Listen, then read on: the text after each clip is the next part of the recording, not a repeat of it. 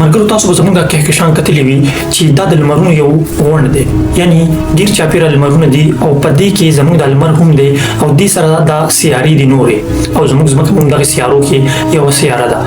تاسو که دا تصویر د کهکشان کتلې وي تاسو دا سوچ کله نه دی کړی چې دا تصویر به آخر ساینسدانانو څنګه د دې کهکشان نه ویستې وي، ولې چې د کهکشان وتلو دپاره 1 لک لایټ ایر فاصله پکار ده، یعنی دومره فاصله ده. نو دومره فاصله ساینسدانانو څنګه طی کړه؟ ساینسدانانو سره دومره های ټیکنالوژي نشته چې هغوی د رڼا په سپیډ کې سفر وکړي او د دې کهکشان نه وځي او بیا دې کهکشان نه یو تصویر کشف کړي او هغه تصویر بیا موږ ته دا وښیي چې دا ستاسو ملکي کهکشان ده.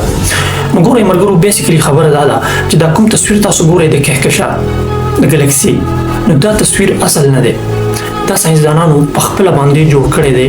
جوړ کړی ولې دی چې موږ ګورو دې تصویر ته موږ ته اندازه کېږي چې زموږ دا کهکشان به داسې وي. نو بالکل دا تصویر چې تاسو ښکاري زموږ دا ګلکسي زموږ دا کهکشان چې کومه ده دا بالکل همدغه شان ده. ګورئ ساینسدانانو سره دومره های مشینري شته چې هغوی په هغې مشین کې دا نور سیارې دا نور ګلکسیانې کتلی شي. نو ساینسدانان دا ګمان کوي چې څنګه دا نور ګلکسیانې دي انډرومیډا ګلکسي واخلئ چې زموږ ګاونډی ګلکسي ده، یعنی زموږ سره هغه لږه جوخته ده د دې نورو ګلکسیانو د دې نورو کهکشانونو په نسبت.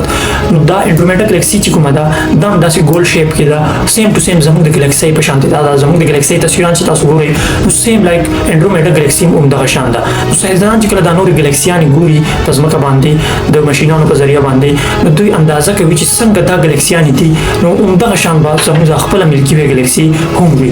ولې ساینسدانان دا په خپله باندې وایي چې د دغې ګلکسي نه وتل د انسان لپاره ډیره ناممکنه خبره ده، ولې چې الله تعالی دا ګلکسي دومره غټه جوړه کړې ده چې د دې باره کې یو انسان سوچ هم نشي کولی.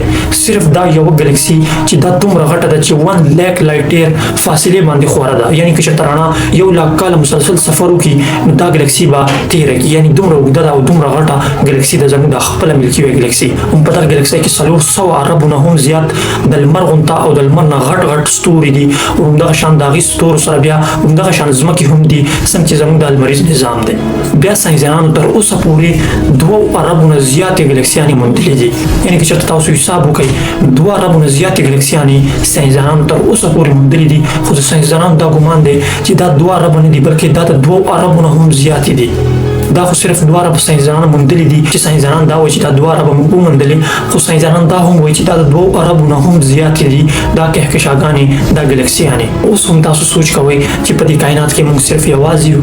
قسم په خدای چې زه خو دا نه منم چې تاسو یې منئ، نو هغه ستاسو خپله رایه ده، ولې چې دا دومره غټ کائنات چې زموږ په دې خپل کهکشان کې زموږ په دې خپله ګلکسۍ کې موږ په یو وړوکي شان کونج کې پراته یو او زموږ ځمکه په دې خپله ګلکسۍ کې زموږ په دې خپله کهکشان کې نه ښکاري.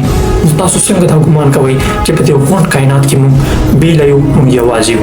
زه خو دا نه منم، او که تاسو دا منئ نو حتما راسره خپله رایه په کمنټ کې شریکه کړئ. انشاءالله زه به د کمنټ جواب در کوم او هغې نه بعد د نورو معلوماتو لپاره زموږ د آی ډي فالو کړئ او دا ویډیو خامخا مخکې شیر کړئ.